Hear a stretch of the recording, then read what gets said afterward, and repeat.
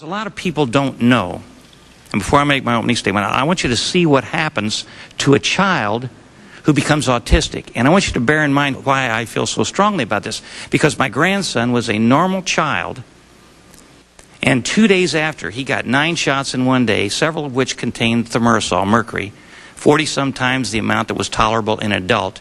He started acting exactly like this child. And this is what parents are going through all across this country, and they have no recourse.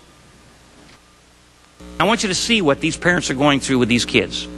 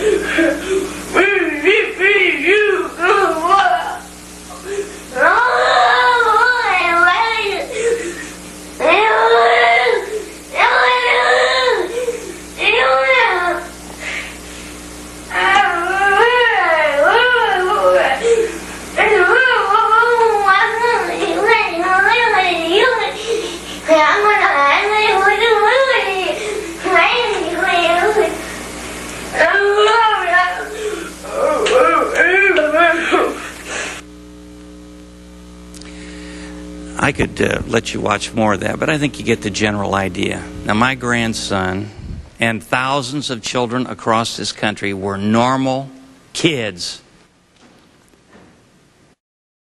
They got vaccinated with multiple vaccines, and mercury in the brain has a cumulative effect. All scientists will tell you that. It doesn't wash out easily. It gets in the fatty tissues and it stays there. And so it has a cumulative effect. And yet, we continue to get reports that say there's no scientific evidence that mercury causes autism. They don't say it doesn't. They say we can't conclusively prove that mercury causes autism. They don't say it doesn't. Christy Diamond from Uninformed Consent. Yes. From the Simpsonwood meeting to the Institute of Medicine meeting, when Marie McCormick came out with great fanfare and pomp the findings that there was no causal link between autism and thimerosal.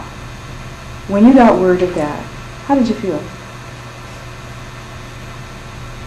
I felt very sorry on behalf of the American people who've been very, very badly let down by what is supposedly the upper echelons of science, the final arbiters of whether something is real or not real. And I was particularly dismayed because I'd had access to the closed session minutes that had been subpoenaed from the previous IOM meeting, where it became clear, it was explicit, that the sponsoring agency, the Centers for Disease Control, had instructed the IOM to come to a negative finding.